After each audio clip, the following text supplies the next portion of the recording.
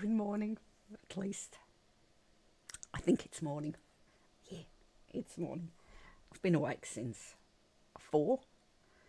But it was just so nice staying in bed this morning. My routine's changed and it's not good. I'm so exhausted. And of course, I'm too exhausted to remember. I've been going to change my lifestyle, and yesterday was one of those horrible days, so of course I had horrible dreams. Yesterday a lot of things happened in Western Australia, and I'm at the stage where literally I see our Premier's face on the telly and I just get really stressed. Well, actually, I don't see his face on the telly because I refuse to watch the news on the television, but I do try to keep up with the daily announcements he does. I mean, it's daily, and I fully expect the other states to just say, you know what, that's defamation. He's defaming our state to, the one or two people who might be listening now. I don't know. Yesterday we were told we were at 99% first jabbed. And I'm thinking, if we're that highly jabbed, why is Western Australia still isolated? Why is it that citizens who have to come home, and they do have to come home, you've got to go home.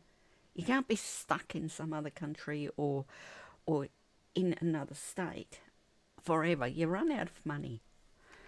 And I mean, I've heard about people who've lost their relationships, after 2 years apart. They've split up. Families have been destroyed through this, where literally they're getting divorced. The parents are getting divorced, and one of the parents hasn't seen the kids for 2 years. And it's because we've got this system where people have to explain to the police why they want to come home. What? I mean, I did a unit on refugee law at uni while I was doing my law degree, and we went into refugee law, and the government has literally created refugees. Western Australian citizens are refugees stuck outside of the state. They are stateless people. I'm sorry, if you have to provide a compelling reason to come home, your government's gone absolutely freaking nuts. What? And there's still people here who really don't understand that there's over 20,000 West Australians who have not been able to come home. And that doesn't include the people who just want to come and visit, who live here, who lived here, whose families are still here. They've moved over to another state or overseas to make a living because, that's where their career took them. They're not allowed to come home for a visit. What kind of nutters do we have running the country? I don't get it. I don't understand. I don't understand how we have found ourselves in a situation where people are getting arrested for saying, you know what, the government is breaking the law.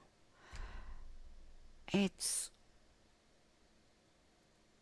makes no sense. We're a democracy. We've got the right under the Constitution. We don't have... Our Constitution isn't written the same way where the American Constitution is written, where, the rights are sort of really obvious because you've got this amendment that says you have absolutely got this right. But our High Court has read a lot of these rights into our Constitution, and you've got the right to political speech. But people are being arrested for it.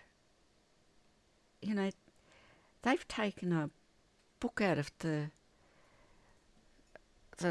Democrats, a leaf out of the Democrats' book. It is too early. Trust me, it's too early. But I'm so annoyed. They've taken a leaf out of the American Democrats' book where, insurrection. When, no, it was people protesting. I've watched the videos and you sort of think, this is so weird, when an 80-year-old guy gets roughly arrested for, the charge is, inciting a criminal offence, and then it's deprivation of liberty is the offence that he has apparently incited. That's a really big thing, and I know the guy talks a bit of he expresses his thoughts weirdly, but he is an ex-cop, and yet we're calling them coppers. I'm sorry. The police officers appear to have gone underground, and the coppers are in charge.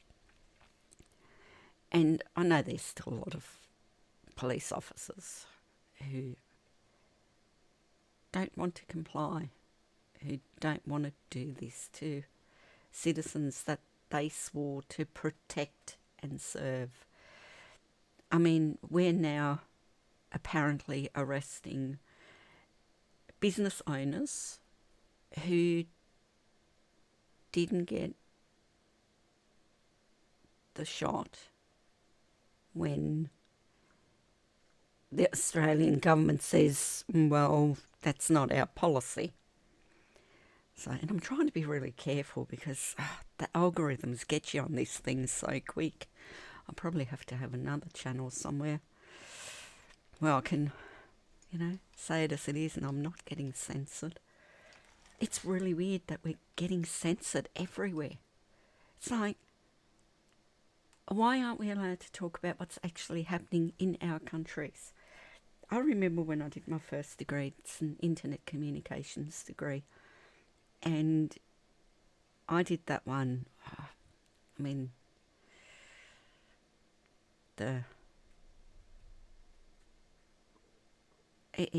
it was after all of the stuff happened in the Middle East,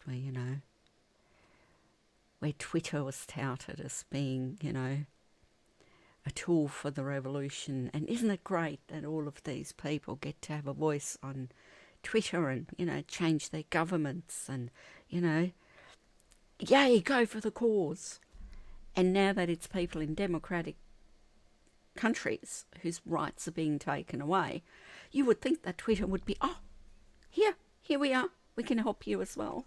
No, we're going to throw you off. We're going to, make sure that nobody says a word because, it's all good. It's all good. There's nothing happening. No. Democratic governments are doing what they're elected to do. The people want this. And my premier never asked me what I wanted him to do, and he calls me names. I mean, this Augusto Zimmerman is a constitutional scholar. He was a lawyer, but he's now just. He now, he's a scholar, and he writes about all of these things. And if you don't know what's happening, we are in a constitutional crisis in Australia. Our rights are totally being ignored by state premiers. The Australian government position is, we're free to do what we want to do. We have freedom of choice. And our esteemed Prime Minister is sitting on his hands doing sweet FA. And that's a constitutional crisis. When the state premiers are absolutely ignoring every international convention to which Australia is a signatory, and the Australian government is just letting them do it, that's a crisis. And this is not going to end well. I I have no knowledge of anything actually happening. Like, I don't move in these circles. Like, I steer clear of groups like the one that's run by this 80-year-old guy that's just been arrested, because that's not what I'm about. I'm about helping people deal with what they're facing individually. I mean, I went to the protests. Summer's really hard on the protests because it gets so very hot. I go when I can, but the protests now, the whole thing's changed. The police used to be quite good. Now they're out to get people. There's so much going on there where you sort of think, where's your thinking at? If you think I'm just going to keep doing that, it really does remind me of, all the BS that was around the Second World War. And as to put that in context, my dad was indoctrinated in the Hitler Youth. He suffered mentally all his life from having been brainwashed to think something that he didn't actually hold to be true within himself. It was against his moral and ethical values. And when you get that kind of... that's really hard to live with. That turns you into a bit of a nutter. You're always trying to find the balance. And once we came to Australia, my dad was a different person. He wasn't as angry.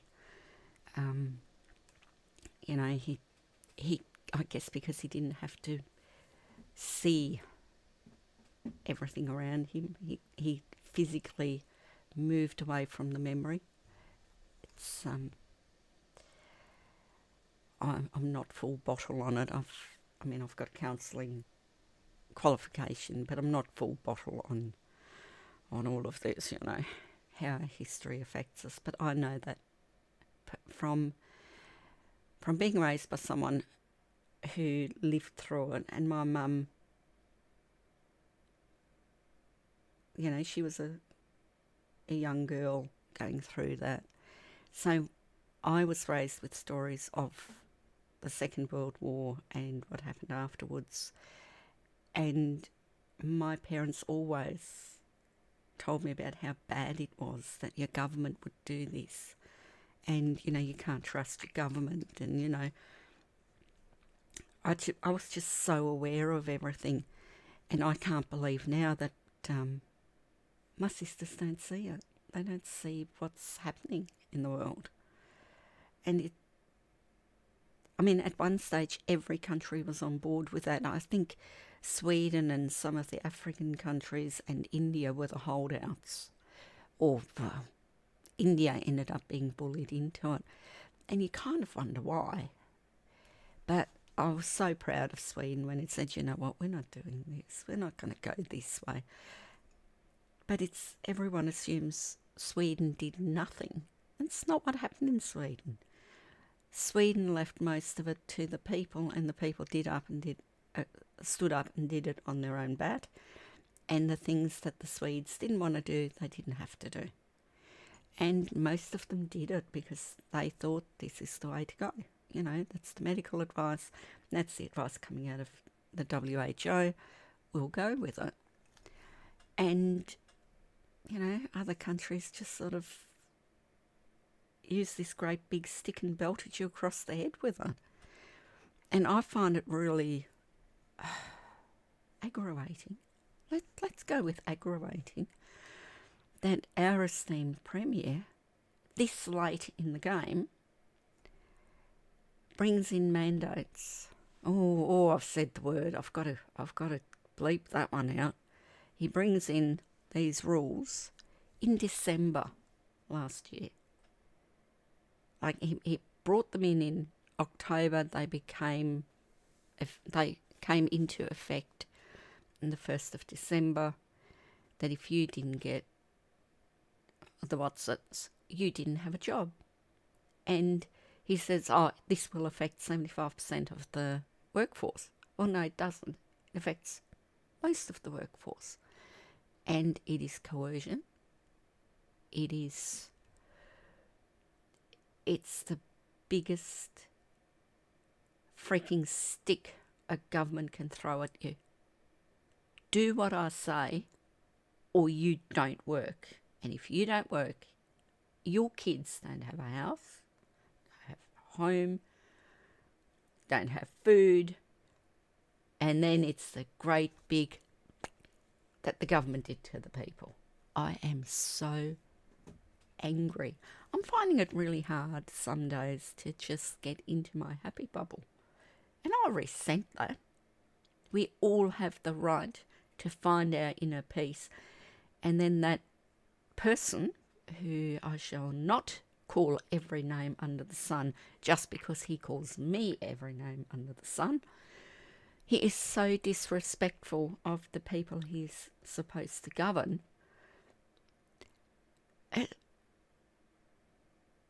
I don't believe in threatening politicians with anything other than you're out at the next election, or I'm going to use the law against you. I will sue the patootie off you.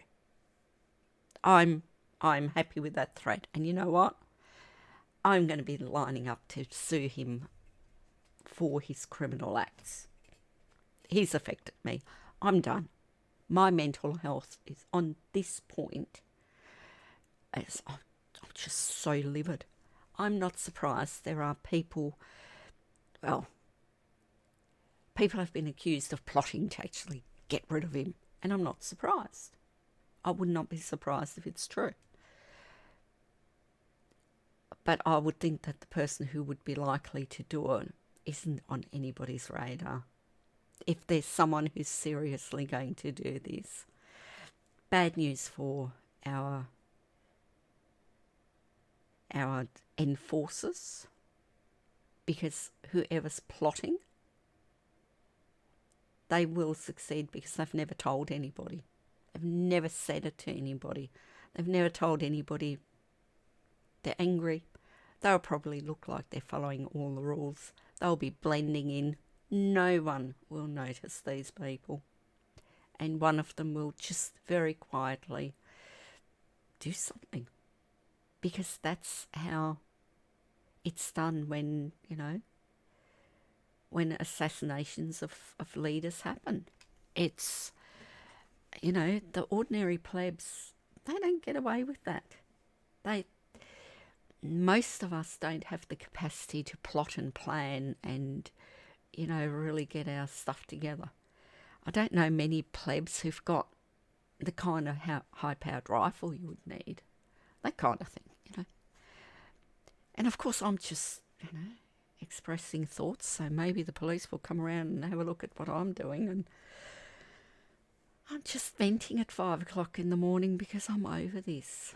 I'm just over it. I'm over the world thinking there's only one thing happening, In Western Australia, we've now noticed that the shelves are empty, and this isn't all to do with the border closure. I mean, Mother Nature gave us a border closure as well.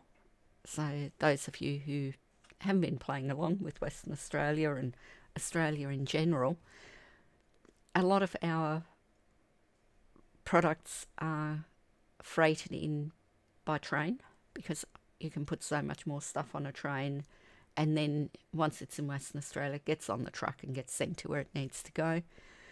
Well, when we had the flooding, South Australia had some of the rail be annihilated. So it's going to take some time to repair the actual rail. And with the border closure and all of the hoops that truck drivers have to jump through to get in and out of Western Australia, a lot of them have said, I just can't be bothered. Who wants to do a test that requires you to shove something up your nose and, do the old ancient Egyptian embalming thing of, poking your brain out to do a test to prove that you're not sick when you're not sick. And I'm all for people who've got the sniffles to stay at home. Stay at home and keep your cooties at home. Don't share them. I'm not interested in your germs. But I'm really offended that people would say that the science says you can be infectious for 10 days before you show symptoms. That's been debunked. That doesn't happen. I'm no scientist, but when there's scientists who do these reports and say, you really tend to already have symptoms. And I mean, when you start showing symptoms and you are infectious, that's the critical time. And I suppose I should talk about why I believe the guys who say, well, the scientists who say you're not infectious if you're asymptomatic. And it's not as simple as just saying, if you've got a cold, if you're not sneezing and coughing over everybody, you're not actually spreading it. That's not what I'm thinking. I remember I was in a meeting once, and during the meeting, people started looking at me like I was really weird. And I had one of my friends was in the meeting, and literally she reckons my neck went from normal to, and suddenly I had this really big neck. And it happened during this meeting. And they said, you'd better go to the doctor because that doesn't look good. And that's all I had. I had this really big, I looked like Jabba the Hutt. I mean, it's not hard to do when you're like me, but that, it was worse than my quadrupled chin. It was my whole neck had swollen up. And I went to the doctor and he says, well, that looks like mumps. So he says, tell you what, you go straight home and don't see anyone because I'm gonna have to report you, and the health department will phone you up. You'll get quarantined. You'll be fine. Nothing you need to do. If you're feeling a bit unwell, take some Panadol. I got home, and sure enough, within half an hour, I had a phone call from the health department. Oh, you can't go anywhere, especially not with if you know people who are pregnant or whatever. Can you let everybody you've seen in the last 3 days know? Because even though, we don't think that that's how it works, you should really let them know. And it turns out there were 2 of us with the mumps in Boddington. And if anybody else got the mumps, they certainly didn't come out with symptoms. And the woman who was first diagnosed in Boddington, I don't think she knew where she picked it up from, because nobody else showed the symptoms. And then you're sort of thinking, well, how does it all happen? So you would think that would make me think, because she wasn't quite sure where it came from. But I suspect that it's just the person never got themselves diagnosed, and probably because their neck didn't get as obviously big. And I mean, I was asymptomatic, other than one of the things that happened with me when I had mumps. It wasn't pleasant because, it affected my throat. But, other than that, I wasn't really sick. I was just feeling a bit miserable.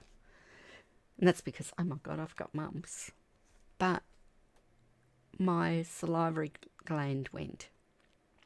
And for about 10 years, I had trouble because I had a really dry mouth.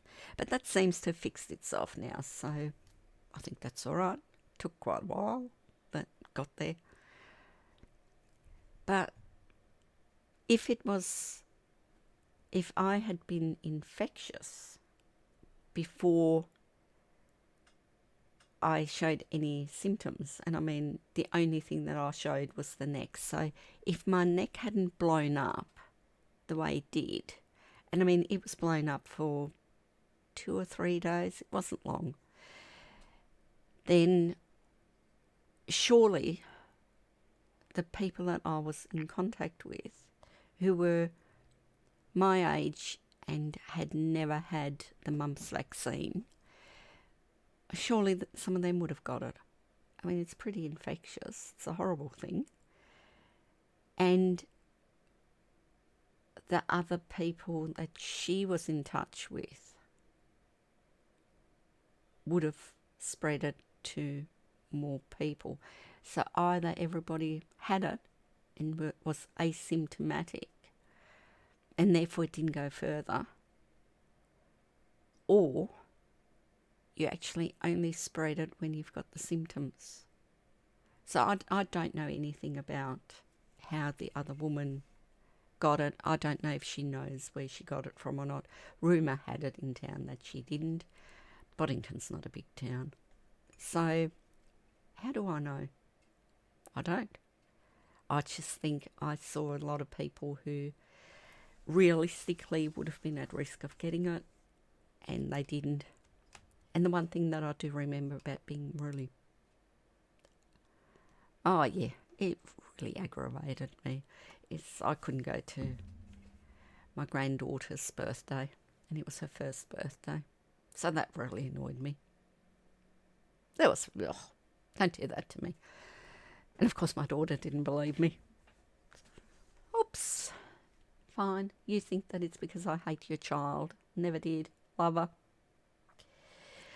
Won't go there. Just apparently let's just stick with our esteemed supreme leader who hates me.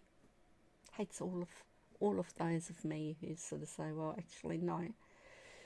I'm really not happy to be in a clinical trial. Clinical trials are tough. So, anyway, I don't think I'll be done with how angry I feel for quite a while. I mean, yesterday was really tough, as I say,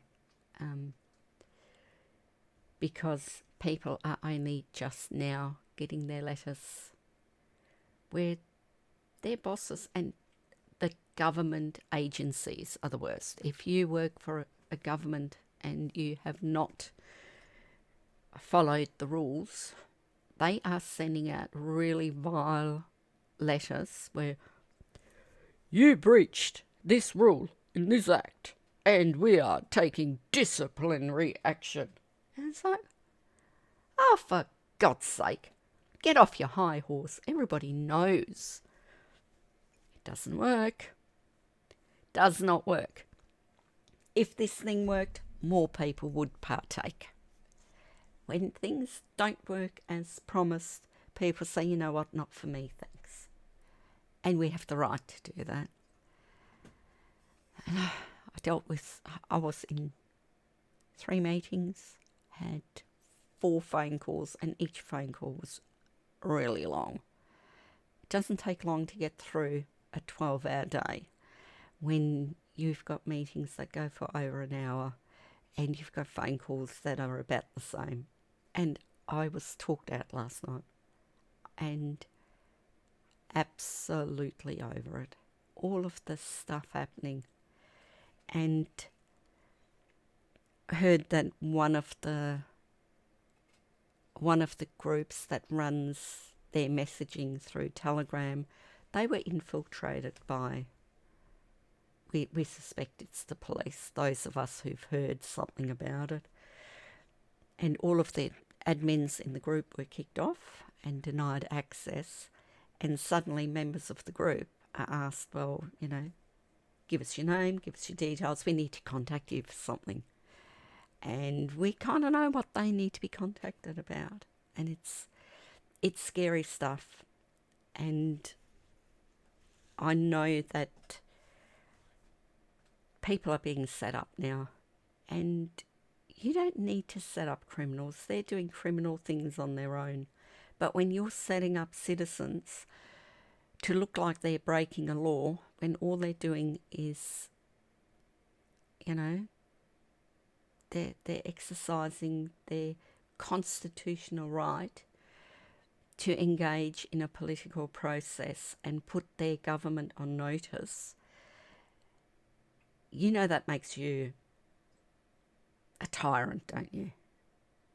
I mean, that's not normal. That's not how democracies work. Democracies listen to everybody's point of view and respect everybody's point of view. That's the reason why you're allowed to be a member of the Communist Party in Australia. I mean, that's how come the Greens are allowed to exist, because everybody says, the Greens, they're green on... they call them watermelons because they're green on the outside and red in the middle. If you read the Greens manifesto, which people never read what a political party is about, it amazes me that people don't say, before I support this party, I wouldn't mind knowing what their principles are. What do they stand for? I read the Greens one and oh my God. And I mean, I know that they've hidden some of it now because they can't be upfront about who and what they are. But you read about it, oh my God. Far out. So, anyway, here on, prison colony Western Australia, McGowanistan, things are not going well. We're not travelling well. Government overreach and police action is over the top. It's not right. This is not right. If you're allowed to be a communist and if you're allowed to be an extremist in, abusing Islam, because that's what it is, it's an abuse of Islam. When most people think,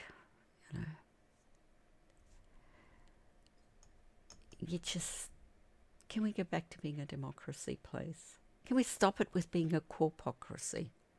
Can we stop giving corporations greater rights than citizens? Human beings have the rights. Corporations can go get frelled. Just saying. You need to look after humans. You need to look after the people. That's your job as a government. Look after the people. Don't pretend it's about our health when what it's about is controlling those who don't follow your shit. So, not sure where you're listening from, but, if you're in Western Australia, obviously, and, anywhere else where there's an Aldi do not have a separate liquor store the way that Coles and Woolworths do. So they have a little alcove type thing where they've set up a nice little liquor store, and they have one checkout where you can pay for your alcohol. It's because we've got really weird alcohol rules. Now, the directions that the emperor brought in to control the people is that you must show proof of the thing before you can buy alcohol. And it is obviously not about our health, because he knows that you can go into a shop, walk around with your trolley, get all of the food you need, and then you can go through the checkout and leave. So he knows those without the valued certificate and without the green tick on their mobile phone, they can go out and mingle with people, right? So under the directions, you have to show your green tick before you can pay for alcohol, but you're mingling with exactly the same people, and the only difference is that the people with the alcohol must use one checkout, and usually in a quiet time, that's the only checkout that's open. And now there's been reports of people saying, I went into Aldi to do my food shopping, that went through the only checkout that's open, and they refused to serve me because I was in the aisle. I was going through the checkout where they only serve, where they serve the alcohol, like people with alcohol. And it's like, but that's not what the directions say. The directions say you must show your green tick to actually get into the area where the alcohol is and to pay for the alcohol. And if you don't have alcohol, you don't have to show anything because you don't have to have the green tick to buy food. So there's that one example. But the other way that I know that it's not about health and it's not about the spread of the nasty is because I can go into I can go into any shopping centre. I can go into the Coles or Woolies or both. I can go into the Big W and the Kmart. I can go into just about every shop there is. I can't go into the BWS that's attached to the Woolworths or the Liquorland that's attached to the Coles. But I can go into the food hall and I can eat a meal there.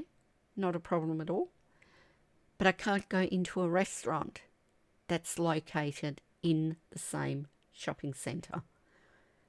And there are people who don't understand that that is just nonsensical. So when people say, well, that's a nonsense direction, how does that, when you're mingling with these same people, but you're just not allowed to go to certain places with the same people you've been mingling with, how does that make any sense? These people are saying, well, it's easy solved. Just get the thing. So I don't think you understand the point we're making. The point we're making is that this obviously isn't about our health. It's like, and he's so late to the party. Had he done this when it was all first, blowing up and the thing was available the first time, people would have had a different attitude to it. But he's done it after other countries have said, you know what, we're done. This is over. It's not the big drama. We are no longer interfering in people's lives. And that's when he starts. That's not about health. Well, it is.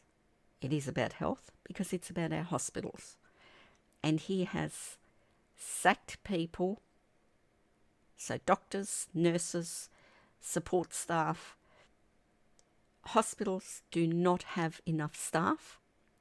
At the moment, even the fully certified, the green tick qualified people, professionals waiting to come into Western Australia are being kept out by the police because we've got a G2G pass system that doesn't work, that creates refugees, as vented earlier. And they've closed wards. They've reduced ICU beds. And now they're saying, and we've had ambulance ramping for years.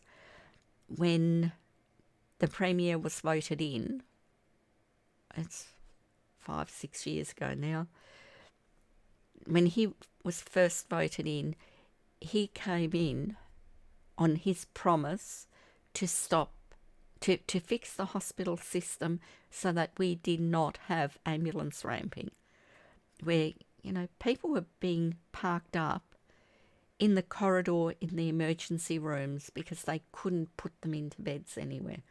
People weren't being moved into wards quick enough. And guess what? We've got ambulance ramping before we've got any kind of a caseload. If you go onto the government website and find the thing numbers that they rely on and talk about every single day, we've got really, really low numbers. I mean, we're talking hundreds, not thousands. And apparently somebody died yesterday in Joondalup Hospital, but we don't have any details. Someone told me last night that they did have comorbidities, but who knows? And, you know, right to privacy, and it's a rough time for the family, and it's horrible to hear about people who die. But we have a Premier who is absolutely tweaking the narrative to suit his agenda. And at the moment, he is horrified he's going to be pushed to open the border because this thing is going to run rampant. And with the fear factor that they have created, the minute that somebody hears you cough, they run off to get tested. And then the minute that they get a sniffle, they're off to the emergency room. Can you imagine this by 10,000 times? It's going to be horrific. The government has now started running ads that if you're feeling ill, just treat it like a cold at home and don't go to hospital until you're really sick. They're trying to call back all of the fear that they've used and generated for the last 2 years. And it's like, well, if you hadn't created the problem, we'd be fine now. You know, you look at the figures from Denmark, massive infections, really low deaths, and the deaths remain in the same population that has always been susceptible to dying from colds and flu before everything else. And it's like, the problem isn't the thing, and it's not the certificate for the, you know, and people refusing to go through the rigmarole of getting the green tick. This is about our hospitals, that our Premier, who keeps bragging about the West Australian economy because the mining is supporting us. We've got a surplus because it's from mining.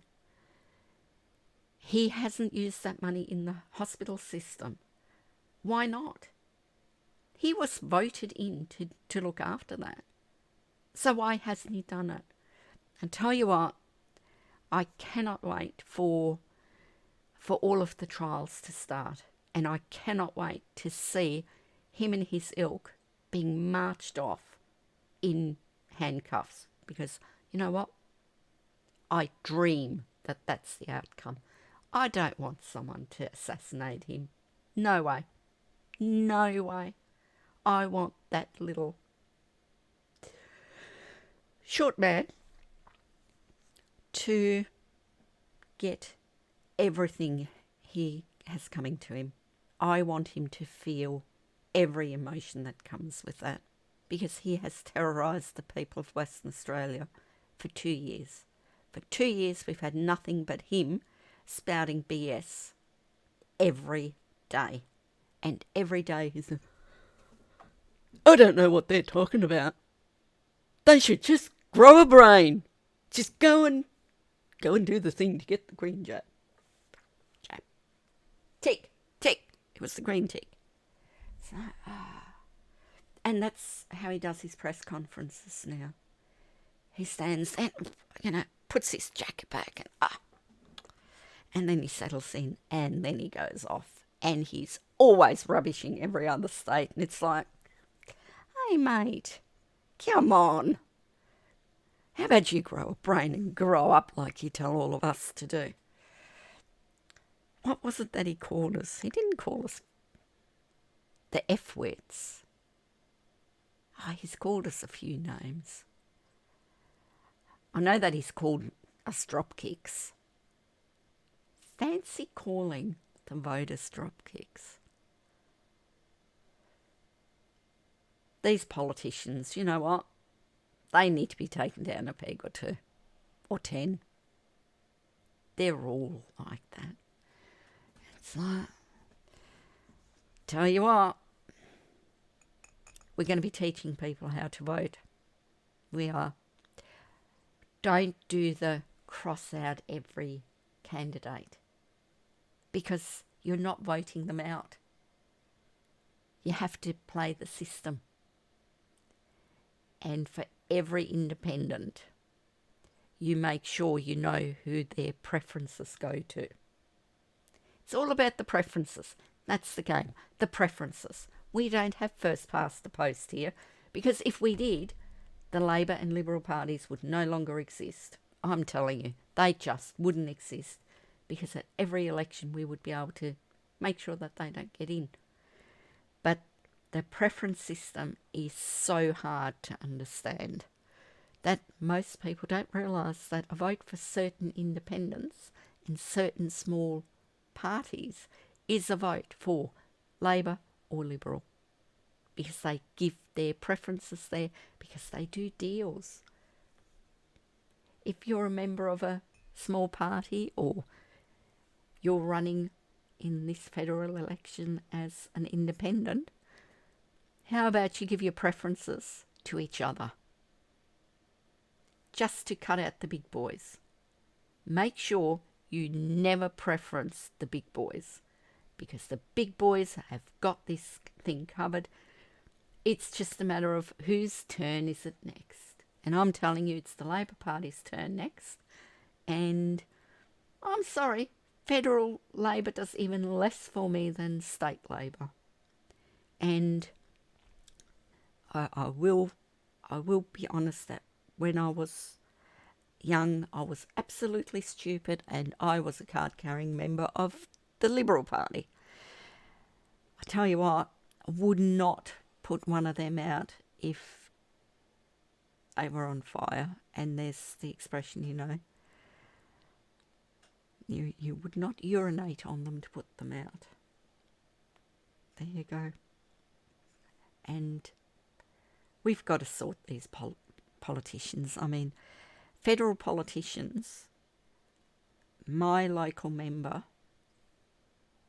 for the federal government does not talk about how this is creating refugees, how this situation is against our human rights. They just don't care. He doesn't care. I mean, I know he knows things, but you know what? I hope he gets voted out, because he hasn't stood up for the people of Western Australia and saying, oh, that's a matter for the state government. We're in a constitutional crisis, mate. Get your head out of your ass and notice that the people here have been asking you for help. We've phoned you, we've sent you letters, we have asked for help, and you're ignoring us. I don't think you're worth your money. I think we're paying too much for you, mate. Seriously. Yeah, I'm still aggro. And I'm quite surprised I have kept this reasonably civil. I haven't shouted, which, you know, for someone of German, like I was born in Germany and lived there until I was 10. I'm usually loud anyway. So when I shout, you know, people a few suburbs away hear me. But I'm quite surprised that I have managed to not go totally off the reservation, because that's where my head's at. I am livid. I am ropeable. And you know who I'm most angry at? I'm most angry at the people who are too stupid to think that this is wrong. When people are saying, you know, human rights, they're saying they don't matter in a state of emergency. Don't you know that this is all dangerous? Well, check out the global figures, mate. So global case rates went to 325 million odd So I don't know what they're at now. I would imagine they would be significantly higher. But the death figures still sit at about 5.5 million for something that is so lethal it's killing everybody. Come on, give me a break. Just give me a break. Can you just accept that Australia is a signatory to a whole bunch of international covenants that even the countries overseas are now saying, oh, we might have to pull everything back because it's actually against the law? If you missed the thing where the president of the EU, and remembering that the European Union was supposed to be about trade, only trade. Now they want their own army and other shit. So it's kind of really bad. But she came out and she says, oh, we might have to get rid of the Nuremberg Code. Do you think that she might have said that because they know they've broken the Nuremberg Code? It's like, yeah, it's kind of a big breach you've done there. And no, I don't think we should be getting rid of it, buddies. I think the world needs it.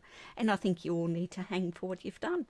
Just on the quiet. And I guess another reason why I get so upset is, you know, you try to tell people, and because I am involved in assisting certain groups, I get certain confidential information because, you know, I'm a lawyer. I know how confidentiality works. I know that I can't say who, what, when, where, how, why to identify anyone. But I can say that I know that this information exists. If you're trying to say to people, you know, you're kind of wrong on your assumption here. Because it's only just now that Facebook and Twitter have stopped censoring people who are trying to get the information out about the thing that gives you the green tick, damage that it does to people. And the damage isn't, oh, I've got a sore arm. That's not it. The damage is significant and it is causing permanent disability. And people are carrying on like those people who've said no are morons. And I'm kind of worried about the human race because we've got no idea what's coming. It's scary stuff. What the hell have we done? And I hope the French aren't using their guillotines and that we can actually all borrow them, because I think there's a great need for them. And I think every main public square in your capital city, so ours is Forest Place, I think the public should be invited to the public flogging of all of our politicians. I would like to see them brought out, you know, and get to kneel, and then you get the cat o' nine tails. I've got no doubt that's how I feel. I've got no doubt I would be one of those little old ladies. I would learn how to knit to do this. I would. I don't know how to knit, but I tell you what, push comes to shove, I will bloomin' well learn how to knit, and I will be one of the little old ladies sitting there knitting while they get their comeuppance in public. That should be a date. But, you know, I'm kind of annoyed, peed off, offended. I've got so much that annoys me about this. And I'm hoping that every CEO who said, we are going to enforce this, you are guilty. I hope you're there getting your public flogging along with the politicians. And you know what? Australia might be in a crisis when we run out of seasoned politicians who know what they're doing. But at this stage, I think Joe Bloggs from down the road would probably be able to figure it out better than you mob. Seriously, we can't do worse than the politicians we've got. And, you know, Australia's never had a real civil war. we've never really had a major crisis, not an internal crisis like this. I mean, the dismissal is nothing compared to what's happening now. Seriously. All of you glued on Labor voters, it's nothing compared to what's happening now. Just, it's bad. It's really bad. So today, the game plan is I'm going to work on that happy bubble because it needs polishing. Oh my God, it needs polishing. So yeah, now that I've vented, hopefully I'll feel a bit better and we'll be good to go. Anyway, I'm going to see if I can get this uploaded and hopefully it won't get censored. I suspect it will, but there you go. Hopefully they won't notice the one or two slip-ups of certain information coming through. Anyway, hang in there.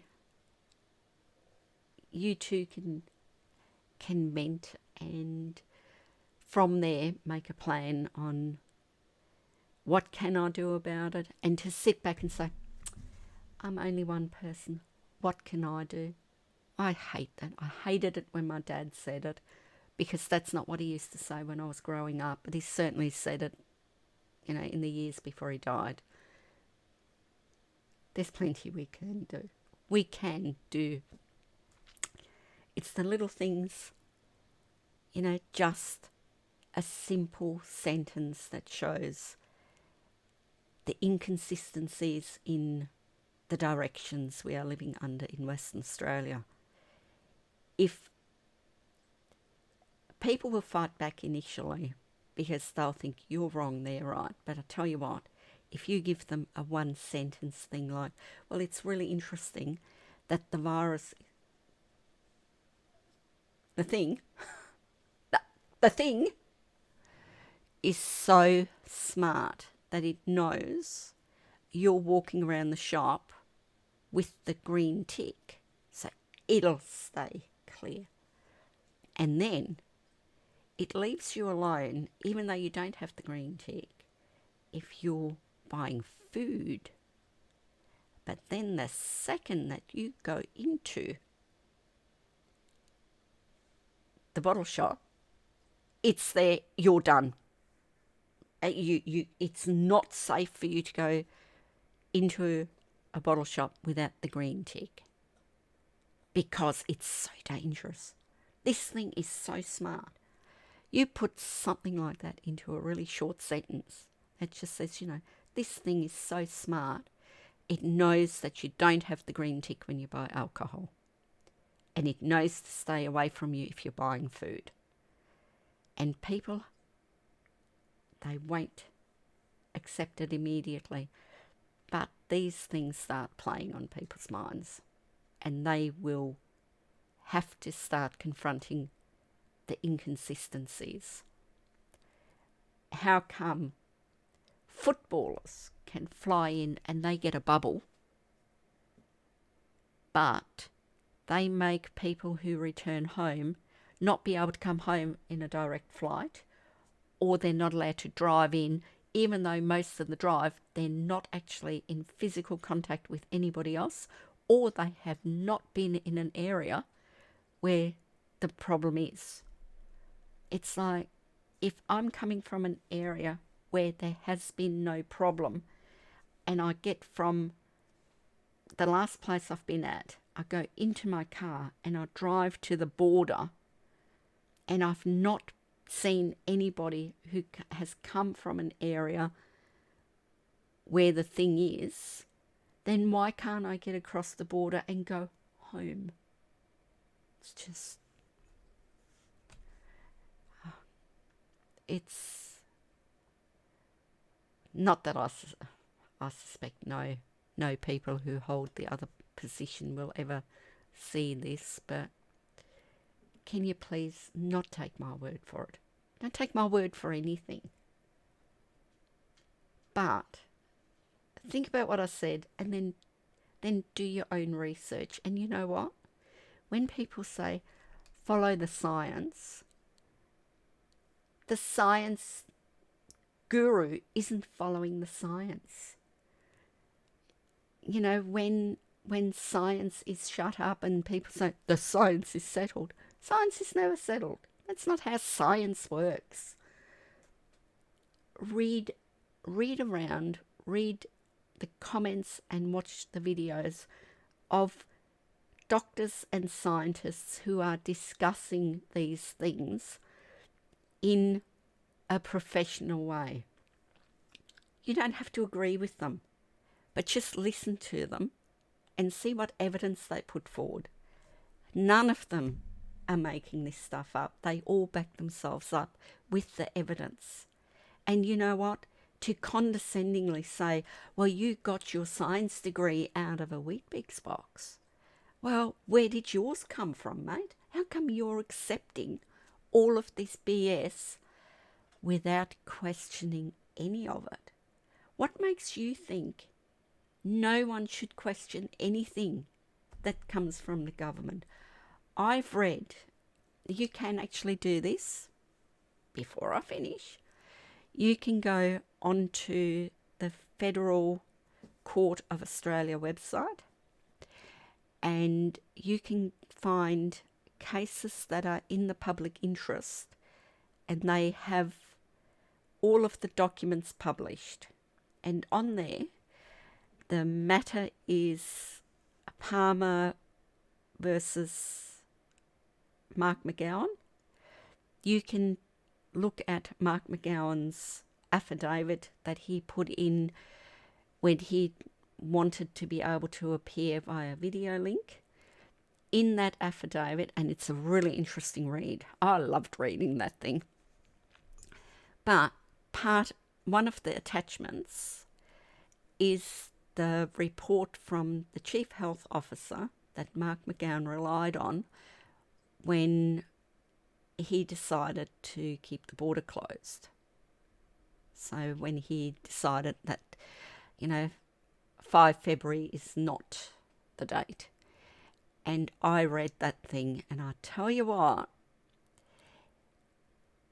if the people of Western Australia have been harassed, harangued, locked up, bullied, treated like crap, and had their lives destroyed over the quality and the research that this guy has done when he put together the report that basically says, we're not ready to open the border, then we've been sold a dud. That, I know the real expression is we've been sold a pup, but I've just got a pup and she's cute. That's not what we're dealing with. We're not dealing with something cute and fluffy. I mean, I know the expression is about, inexperience and can't do the job. But read the reports, start reading where they get the thing from. All of this is based on modelling. They're not looking at what's happening around the world.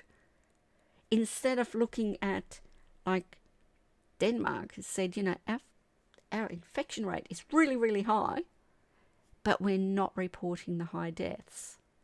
And this was coming out at the time.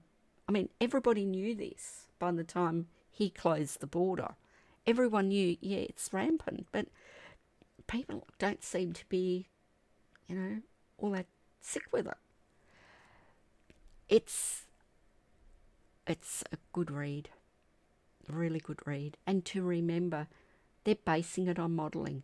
No one has looked at what's happened throughout the world since 2020.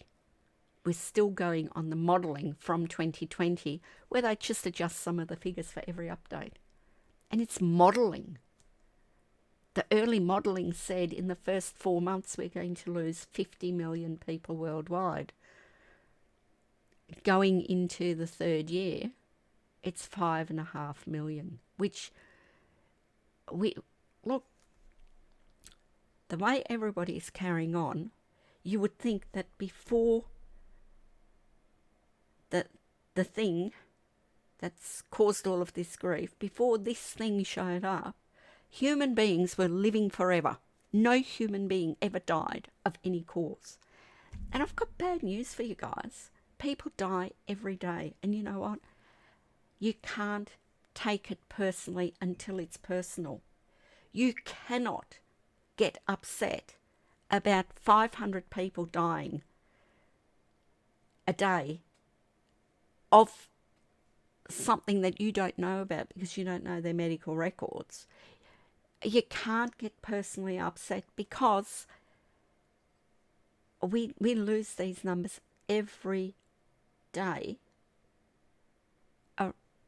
People die every day. Check out the stats. It's like, what, you're legislating against dying now? You can't do it, mate.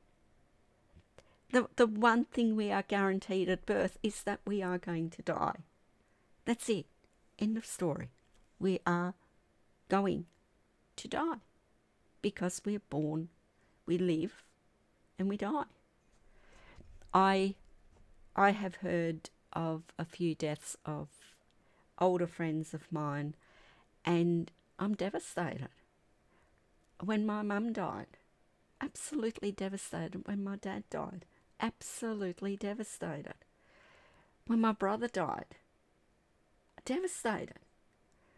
And it's like, I'm so glad that these three didn't live through this, because, oh my God, my brother, he would have been under arrest immediately, I think, because he was so on top of all of this stuff that he would have organised an army immediately, which might be why, he didn't live to see this, because they sort of thought, oh, your very soul might be in trouble if we don't take you out of the playing field now. But, it's the way people carry on and, oh, you're so selfish, you want people to die. Well, people die from the thing that gives you the green tick. So maybe you're selfish because you don't trust that your green tick thing protects you. And you need me to put my life at risk because you don't trust the science. I mean, let's twist it on you, because I don't know. What I do know is I can change my diet, I can take supplements, I can build up my immunity, and I know I'm going to die from something. Would like to hold that off until I'm 120, but that's kind of out of my hands generally. I can do so much and no more. And of course I haven't done enough so far, but, well, you get your knickers in a twist and then you eat the block of chocolate. And I don't mean the block of chocolate, I mean the block of chocolate. So, look, at the moment, for the last 2 years, it's all Mr. McGowan's fault. He's stressed me out, so he's the reason I eat chocolate. Afraid not. Can't even blame him for that. That's all down to me. Bugger. Oh, and for those listening overseas, bugger in Australia doesn't mean what it means overseas in general English. Here it's just like, oh shit. That's what it means. That's how we use it. So I have sworn, I've been rude. I haven't even finished my coffee. That's bad. That is bad. As soon as I say the word bad, he starts barking. I'm sorry. I don't know when it started. I really don't. But in the last 3 weeks, when I say, like Bill's home, and I say, that's bad, he runs off and barks because he's looking for the bad. Something bad I've got to look after. Got to protect you from the bad. Oh, so cute. And now he's teaching the little ones, so I'm in big trouble. My nice quiet life has kind of gone. I should have stuck with cats, at least they don't bark. I'll get these two sorted, it's all good. Anyway, see, I've cheered up a bit. Life's good. We can find bright moments even in these times when, the lunatics are running the asylum and we just have to go and stand back and let them implode because it's starting to happen. So have fun. Yeah, I might even do a couple of good videos, useful videos. I might do a couple of law videos later today. Hopefully the children will let me record it without the noise. Otherwise I might have to build a soundproof booth and lock them out. Ooh, or lock them in it. That could work. Anyway, have a good day. And I'm going to get back to drinking my now cold coffee. Have fun.